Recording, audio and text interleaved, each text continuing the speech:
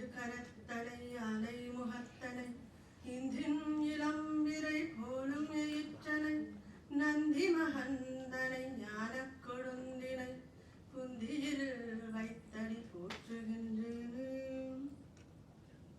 ஊழியர்கோன் வெப்பொழித்த புகழியர்கோன் கழல் போற்றி ஆடிமிசை கல்மிதப்பில் அணைந்த பிரான் அடி போற்றி வாழி திருநாவலூர் வந்தொண்டர் பதம் போற்றி ஊழிமலி திருவாத ஊரர் திருத்தால் போற்றி போற்றி. உலகெல்லாம் உணர்ந்து ஓதற்கரியவன் நிலவுலாவிய நீர்மலிவேணியன் அலகில் சோதியன் அம்பலத்தாடுவான் மலர் சிலம்படி வாழ்த்தி வணங்குவாம். சேக்கிழாரடி போற்றி போற்றி.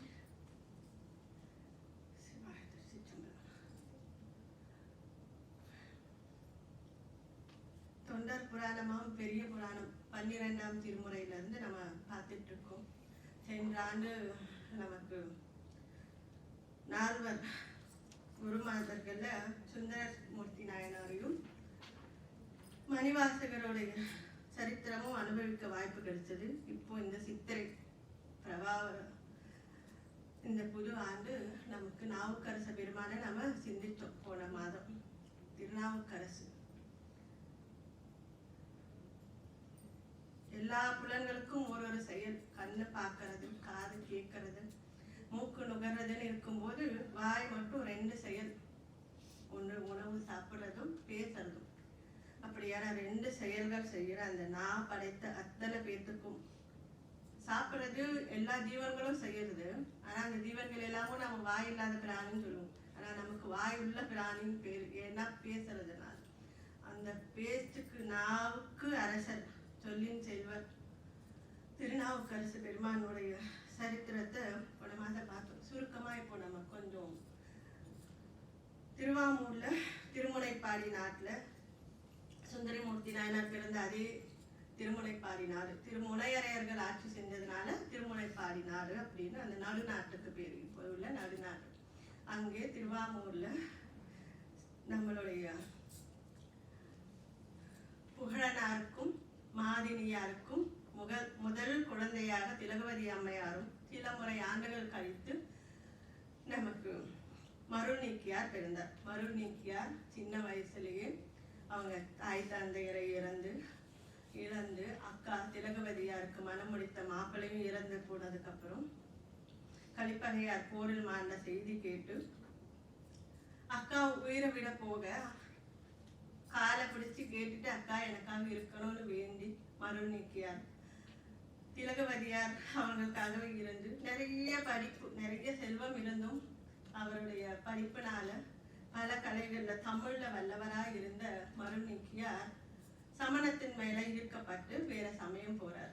சின்ன வயசுலயே அந்த குழந்தை எல்லா கஷ்டங்களையும் அனுபவிச்சு வேற சமயத்துக்கு போய் வயசானதுக்கு அப்புறம் 40 ஆண்டுகள் கழித்து அந்த தமக்கையாருடைய அந்த பிரார்த்தனையினால அவங்க திருவதிகை வீரட்டானத்து பெருமான் முன்னாடி நித்தியமும் கைங்கரியம் பண்ணிட்டு அம்மா தேவை பண்ணி அவங்க வச்ச விண்ணப்பத்துக்காக நம்ம எல்லாருக்காகவும் அவருடைய 60வது வயதுல திரும்ப தாய் மதத்துக்கு அக்காவால திருநீர் விட்டு சூளை நோய் கொடுத்து சுவாமி வர வச்சு சூளை கொடுத்து ஆட்கொண்டு திருவதிகை வீரட்டானத்து கூற்றாயினவாறு விளக்ககளில் பதிகம் பாடி அதுக்கப்புறம் அவர் சமணர்கள் எல்லாரும் தன்னுடைய தலைவரான தர்மசேனர் இப்படி தாய் மதத்துக்கு திரும்பினார் அப்படின்னு போராததுனால அப்போது இருந்த அரசர் மகேந்திரவர்ம பல்லவன் கிட்ட சொல்லி இல்லாதும் பொல்லாதும் சொல்லி அவரு சுண்ணாம்பு காலவாயில இட்ட போது மாசில் வீணையும் மாலையும் மதியமும் அப்படின்ற தேவாரத்தை கொடுத்து பதிகம் பாடி ஃப்ரெஷ்ஷா வெளில வந்தது பார்த்தோம்.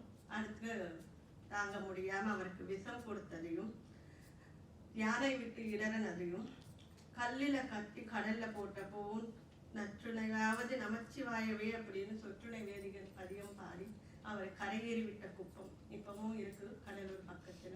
அவர் மீண்டு வந்து தன் அக்காவோட சேர்ந்து திருவதிகையில பல காலம் தங்கி அதுக்கப்புறம் அவர் எல்லா இடங்களுக்கும் சமயத்தை பரப்புறதுக்காகவும் பாடுறதுக்காகவும் தமிழால பெருமான நாவால பெருமான பாடி மனசால அவனை சிந்தித்து உடம்பால உழவார பணி செய்து அப்பா சொன்ன வார்த்தை தீட்சை கொடுத்து பணிந்து பணி செய், பணிவாயிரு பணி செய், என் கடன் பணி செய்து கிடப்பது உன் கடன் அரியணையும் தாங்கு அப்படின்னு பெருமானுக்கு சுவாமிகள் திருநாவுக்கரசன் அப்படின்னு நினைச்சோன்னா உருகி உருகி உருகி அவர் உடம்பு அப்படியே கூணி அவர் தோல் நிமிர்ந்து கூட இருக்காது. அப்படி பணிவான தோற்றம் கண்ணில் எப்ப பாரு அவர் பெருமானுக்கு அவருக்கு செஞ்ச அந்த கருணை நினைவாகவே அவருடைய 60வது வயதுல இருந்து 81வது வயது அவர் இதே சித்திரை மாதம் சதயத்துல அவருடைய குரு பூஜை அது வரைக்கும் 21 ஆண்டுகள் சமய பணி செஞ்சார். 49,000 தேவாரம் பதிகம் பாடின நாவரசர் அவருடையதுதான் தேவாரம் அப்படின்னு பேர்.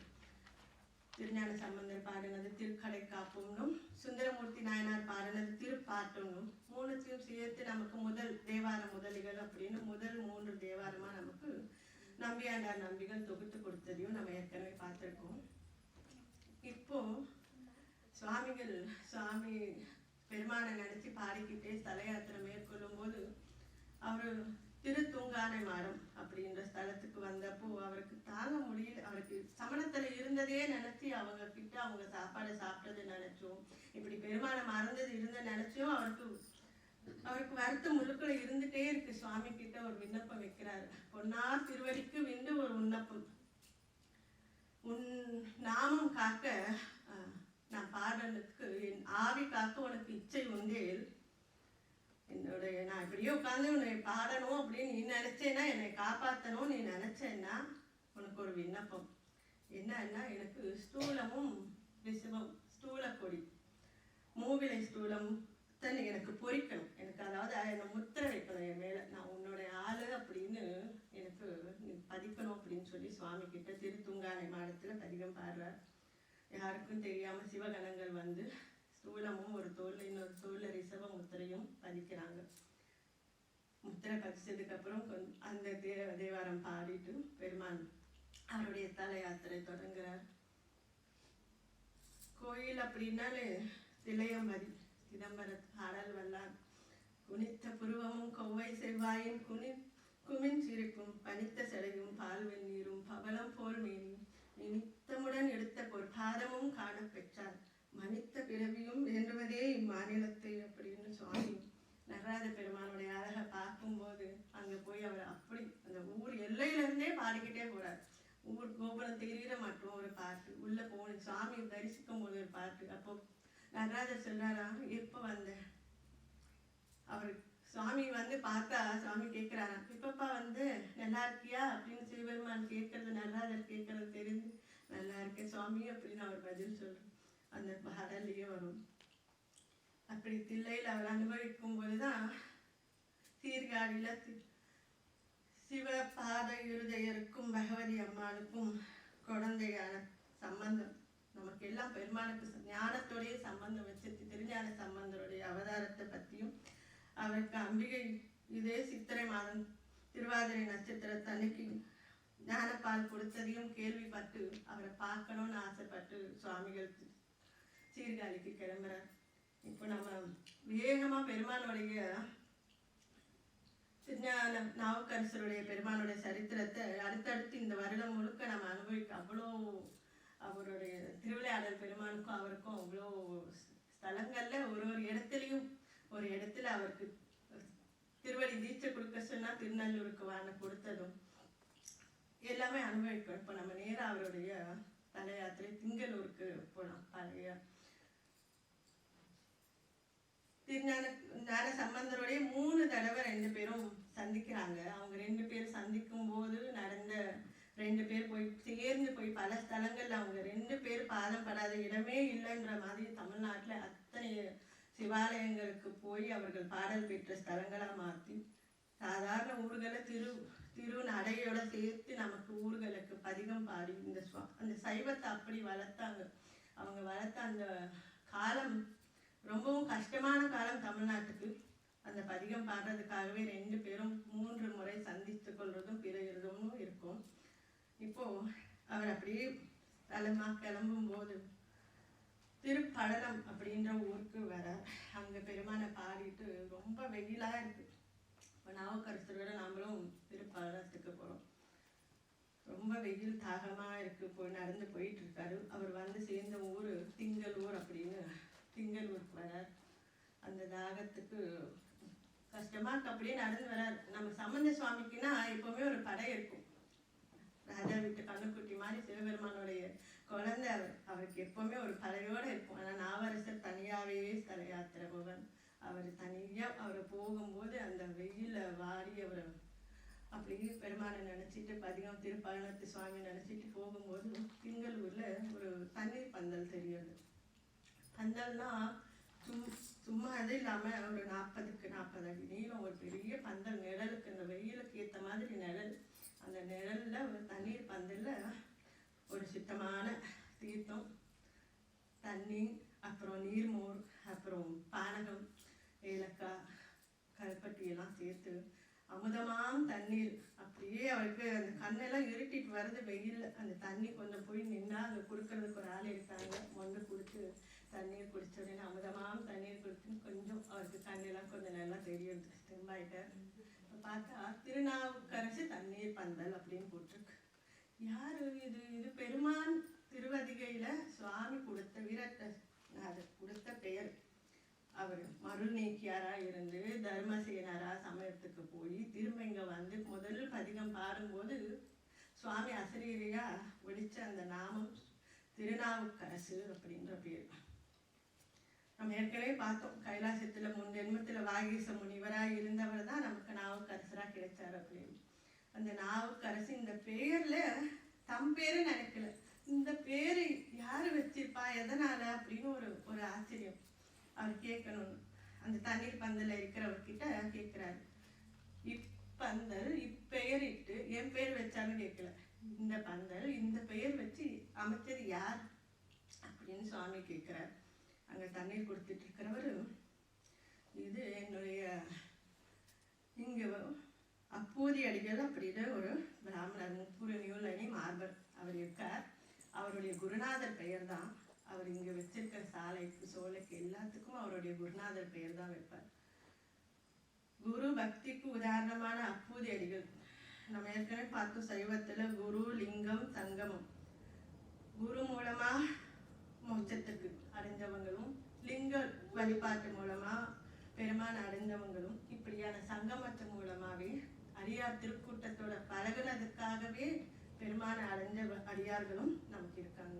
இதுல நமக்கு அப்பூதி அடிகள் குரு வழியா குரு பக்தின்னு நமக்கு எல்லாருக்கும் எடுத்து சொல்ற முகமா திருநாவுக்கரசு அவர் எப்போ கடல்ல கட்டி அவருடைய சரித்திரம் எல்லாம் அப்படியே அடியார்கள் ஊர் ஊரா போவாங்க இல்லையா, போகும்போது கேள்விப்படுறது அப்படியே பரவுறாங்க. இந்த செய்தியெல்லாம் வருது. அவரை வந்து ஏன்னா இது சாதாரண விஷயம். மகேந்திரவர்ம பல்லவனே சமணத்துல இருந்து திரும்ப சைவத்துக்கு மாறி அவர் கற்கோயில்களா எழுப்புறாரு.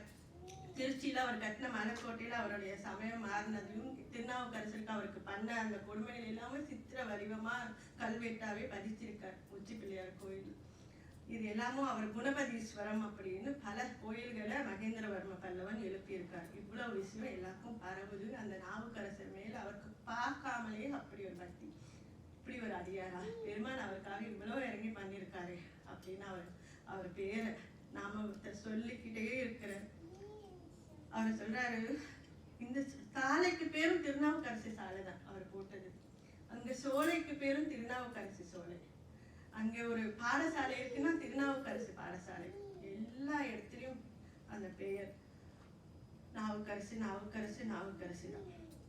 பஞ்சாட்சரம், குரு பஞ்சாட்சரம் அப்படி சொல்லிட்டு அவரு அப்படி அப்பூதி அடிகள் அவர் யார், அவர் எங்க இருக்காரு, இந்த பெயர்ல யாருன்னு கேட்டாரு. அதுக்கு அந்த தண்ணீர் கொடுக்கிறவரு அவர் பெயர் வந்து அப்பூதி அடிகள், முப்புரிநூல் மார்பர்.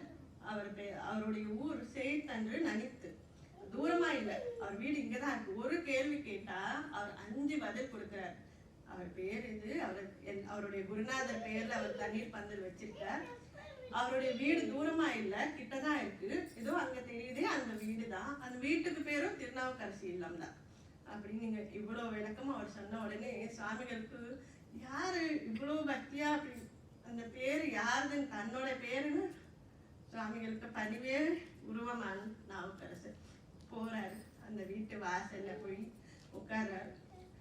உள்ள இருந்து யாரோ சிவனடியார் வந்திருக்காங்க. அந்த உழவார படிய பக்கத்துல வச்சுட்டு சாந்தி திண்ணையில உட்கார்ந்து இருக்கார் பெருமான்.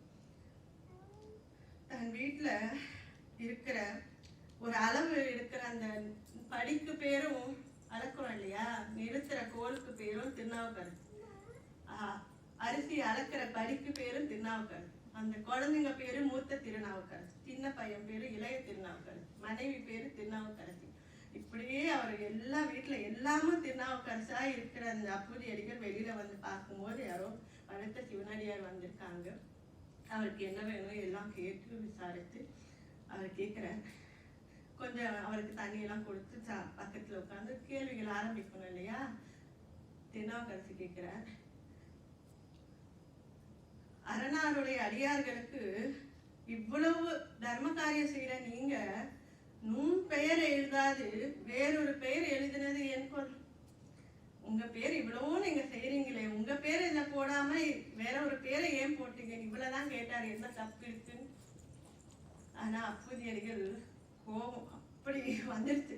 அவரை பத்தி சேக்கிழார் நமக்கு அறிமுகப்படுத்தும் போது அவரு பெருமானுக்கு அடியவர்களுக்கு சேவை பண்ணுவார்.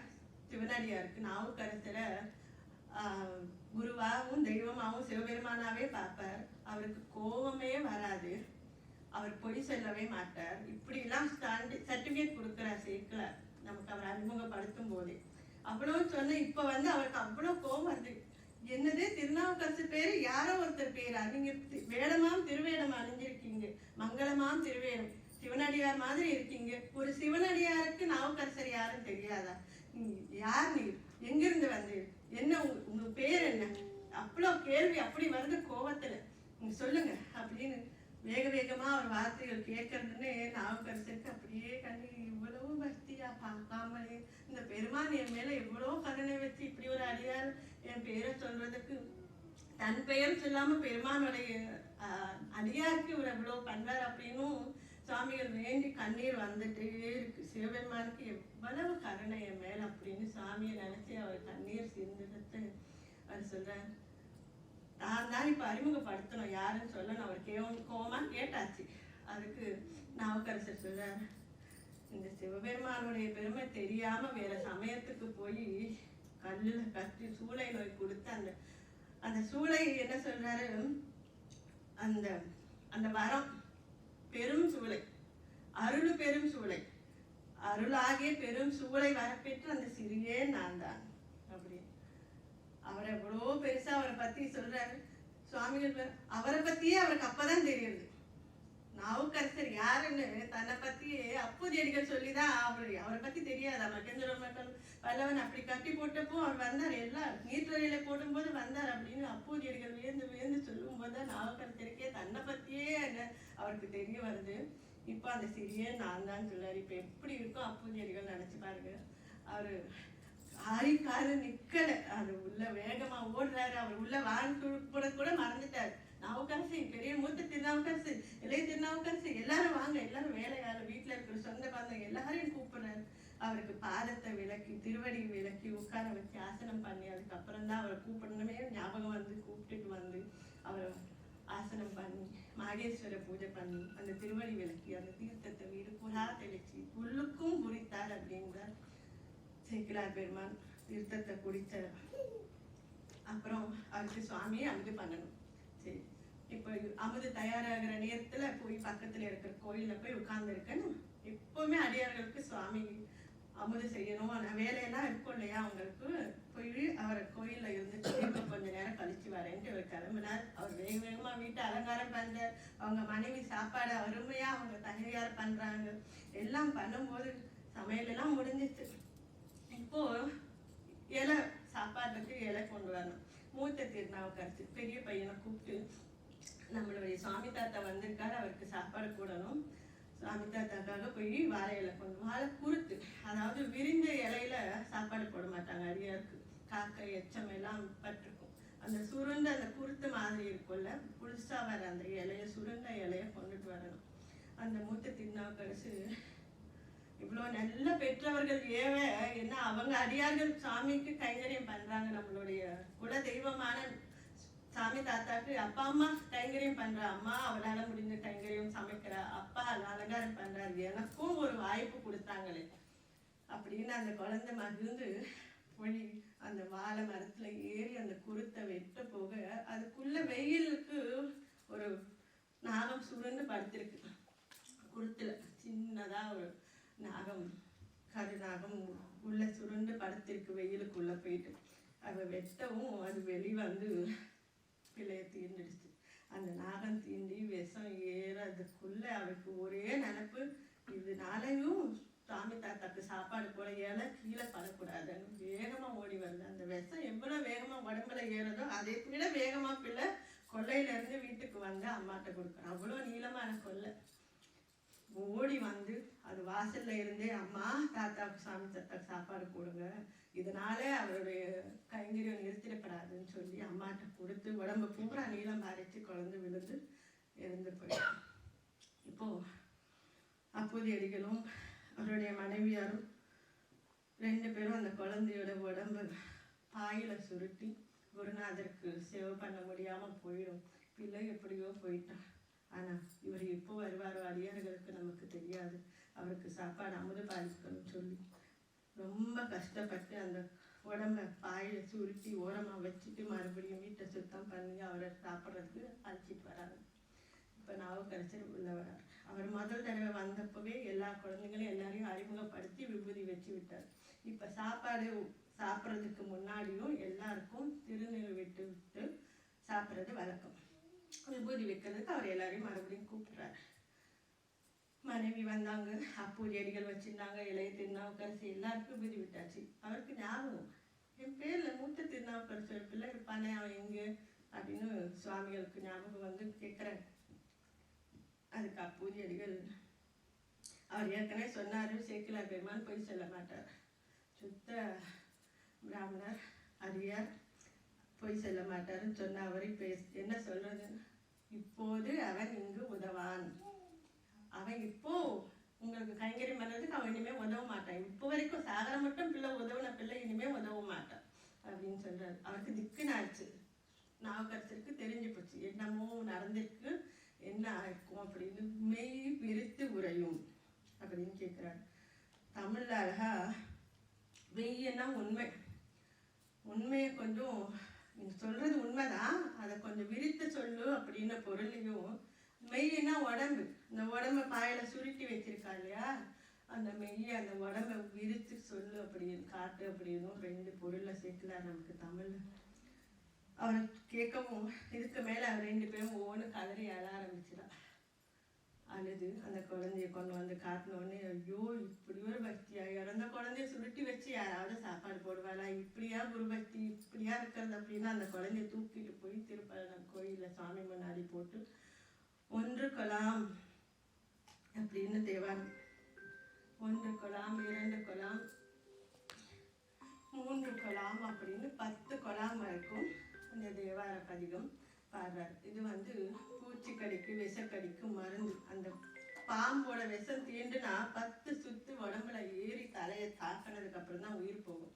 இப்போ ஒரு டாக்டர் கிட்ட போனோம்னா தெரியும் அது எத்தனை சுத்து ஏறி இருக்கு அப்படின்னு. அது வரைக்கும் அதுக்கு என்னென்ன சிம்டம்ஸ் அப்படின்னு சொல்லுவாங்க. 7 சுத்து ஏறிக்கு, 8 சுத்து அப்படின்னு. 10 சுத்து ஏன்னா காப்பாற்ற முடியாது, அதனாலதான் குழந்தை இறந்து போனேன். இப்ப இவர் 10 குலாம் வரைக்கும், அந்த 1 குலாம்னா 1 அந்த எண்ணிக்கை சார்ந்து இருக்கிறதுனால அந்த எண்ணிக்கையை வச்சு 1னா சிவபெருமான் சம்பந்தமான 1, 2னா அவர்களுக்கு சம்பந்தமான 2 எல்லா விஷயங்களுமே அவர் வந்து இப்ப நம்ம அந்த தேவாரத்தான் பாட போறோம். அடுத்து அந்த 10 குலாம் வரைக்கும் பாடி முடிச்சோடனே குழந்தையோட உடம்புல விஷம் அந்த அத்தனை சுத்தம் இறங்கி அவ அப்படியே தூங்கி எந்திரிச்ச மாதிரி ஃப்ரெஷ்ஷா பிள்ளை எந்திரிச்சு வந்தா. அவ எந்திரிச்சாலே எல்லாரும் சந்தோஷப்படுறா. ஆனா அப்பூதி அடிகள் முகத்துல மட்டும் லேசா வருத்தம். என்னன்னா இவனால குருநாதருக்கு சாப்பாடு போடுற கைங்கரியம் கொஞ்சம் லேட் ஆயிடுச்சு, தள்ளி போயிடுச்சு, ஒரு 1/2 மணி நேரம் இவனால லேட் ஆயிடுச்சு அப்படின்னு அவர் வருத்தப்படுறாரு. தூக்கிட்டு வந்து வீட்டுக்கு வந்து திரும்ப கங்கா ஜலத்தை அலம்பி வீட்டை கோமயத்துல அலம்பி அப்புறம் சாப்பாடு போட்டு இப்ப எல்லாரும் உட்காந்து சுவாமிக்கு சாப்பிட்டு அவர் கூட தங்கி இருக்கணும்னு வேண்டார் அப்பூதியடிகள். அவருக்கு விருப்பத்துக்கு இணங்க பல காலம் அங்கே கொஞ்ச நாள் தங்கி இருந்து திருப்பாணத்து சுவாமிகள் முன்னாடி தேவாரத்தில் அப்பூதியடிகள் பெயரும் வச்சு அவரோட தேவாரம் பாடியிருக்கார். சிவபெருமானை தவிர யாரையும் பாட்டில் வைக்காத திருநாவுக்கரசு பெருமான் இவருடைய பெருமையை சொல்லணும் அப்படின்னு, இப்படி ஒரு குருபக்தியா, இப்படி ஒரு அடியாரா அப்படின்னு அப்பூதியடிகள் பெயரையும் வச்சு அப்பூதியடிகள் திருவடி போற்றி போற்றி. இது 7ஆம் நூற்றாண்டுல நடந்த சரித்திரம். இப்போ நமக்கு சமய ஒரு 30 ஆண்டுகளுக்கு முன்னாடி கூட ஒரு ராமநாதபுரம் மாவட்டத்துல உண்மை சம்பவம். இது நமக்கு ஆச்சாரியர் இந்த கதை பிரவச்சனம் பண்றவங்க சொன்னதுல கேட்டு ஒருத்தர் அவங்க ராமநாதபுரத்துல இருக்கிற ஒரு பணக்காரவங்க, அவர் வீட்டுல வக்கீல், அவருடைய வீட்டுல தோட்டத்துல பண்ணையில ஒரு பக்கிரி முஸ்லீம் சாமியார் இருக்காரு, வேற மதத்து சாமியார் இருக்காரு. அவர் எல்லாருமே பேய் ஓட்டுறவங்க, விஷக்கடியில பாம்பு கடியில வந்தவங்களுக்கு வைத்தியம் பண்ணுவார். அவர் போய் மந்திரம் சொல்லி வைத்தியம் பண்ணுவார். அந்த வக்கீலுக்கு அவர் என்ன மந்திரம் சொல்றாரு அப்படின்னு தெரிஞ்சுக்கணும்னு ஆசை. நம்ம பண்ணையில தானே இருக்காருன்னு போய் கேட்டாரு. ஒரு நாள் அந்த பக்கிரியை போய் கேட்கிறாரு, நீங்க என்ன மந்திரம், நீங்க எப்படி டாக்டரே கைவிட்டவங்க இங்க வந்ததுக்கு அப்புறமா நல்லா தெளிவா போறாங்களே, எப்படி நடக்குது இது அப்படின்னு அவர் கேட்கும்போது, அதுவா நீ ஆனா கேட்ட அந்த வக்கீலுக்கோ தெய்வ பக்தியோ நம்பிக்கையோ இல்லாதவர், நீதான் நாத்திகனாச்சு, உனக்கே நான் சொல்லணும், சொல்ல மாட்டேன் போ அப்படின்றாரு. அவருக்கு கொஞ்சம் காலம் கழிச்சு அவர் பாண்டிச்சேரியில அவர் லாயர்ல இருந்து ஜட்ஜா மாறுறாரு. ஒரு 20 வருஷம் கழிச்சு அந்த நாத்திகர் திரும்ப அப்படியே சிவனடியாரா ஆகி அவர் எல்லாருமே ஒரு காலகட்டத்துல தேடும் போது சேர வேண்டிய இடத்துக்கு வந்ததுக்கு அப்புறம் அவர் அடியார் கோலத்தில் அவர் ஆகி ரொம்ப காலம் கழிச்சு திரும்ப அவருடைய சொந்த ஊருக்கு வரும்போது அது வயசானவரா அந்த பக்கிரி அங்கேயே இருக்காரு. இப்பவுமே அது வேற அவர் பண்ணிட்டு இருக்காரு. அவர் கேட்குறாங்க, இப்போ ஆமா கேள்விப்பட்டேன், எல்லாரும் சொன்னாங்க உனக்கு நம்பிக்கை வந்துருச்சு, இப்ப சொல்றீங்களா அந்த மந்திரம் என்னன்னு அப்படின்னு. நீ போய் குளிச்சுட்டு வா. இப்பதான் குளிச்சுட்டு வந்தேன். ஆனாலும் அவர் சொல்ல மாட்டார், இங்க இவ்வளவு நாள் சொல்ல முடியாது, இந்த மந்திரம் சொல்றேன்னு ஒத்துக்கிட்டதே பெரிய விஷயம். சரின்னு போய் உடனே போய் குளத்துல மூழ்கி குளிச்சுட்டு அவர் கேட்கிறார், சமமா உட்காந்து போனார், நான் மந்திரம் சொல்றேன், நான் குருநாதன், என்ன மேல உட்கார கீழே உட்கார். அவர் எவ்வளவு பெரிய ஜட்ஜு, சரி கீழே உட்கார்ந்தாரு. உட்காந்துட்டு சொல்லுங்க அப்படின்னு அவர் அந்த மந்திரம் சொல்ல சொல்ல அவர் சொல்ற, இது தேவாரம் அல்லவோ? தேவாரமா அப்படின்னா? அவருக்கு அது தேவாரம்னு தெரியல, இவருக்கு அது தேவாரம், இதுதான் இவர் மந்திரமா அவர் சொல்லிட்டு இருக்காரு பூச்சிக்கடிக்கு அப்படின்னு. இந்த ஒன்று கொலாம், இந்த அப்பூதியடிகள் குழந்தைக்கு திருநாவுக்கரசு பெருமான் பாடின அந்த ஒன்று கொலாம் பதிகத்தை தான் அந்த வார்த்தைகளை அவங்க உச்சரிப்பு மாத்தி அவங்களோட டோன்ல அதை மந்திரமா சொல்லி அந்த விஷக்கடிக்கு இப்பவுமே தீர்ந்தவங்க நிறைய பேர் இருக்காங்க. இந்த பதிகம் அப்படிப்பட்ட நோய்க்கடிகளை தீர்க்கும் பலன் தரும் பதிகங்கள்ல ஒண்ணு. திருநாவுக்கரசு பெருமான் அப்பூதியடிகள் திருவடி போற்றி போற்றி. வான்முகில் வளாது பெய்க, மலிவளம் சிறக்க, மன்னன் கோன்மறை அரசு செய்க, குறைவிலாத உயிர்கள் வாழ்க, நான்மறை அறங்கள் ஓங்க, நத்தவ வேள்வி மல்க, மேன்மை கொள் சைவ நீதி விளங்குக உலகமெல்லாம். வெற்றிவேல் முருகனுக்கு. தென்னாடுடைய சிவனே போற்றி.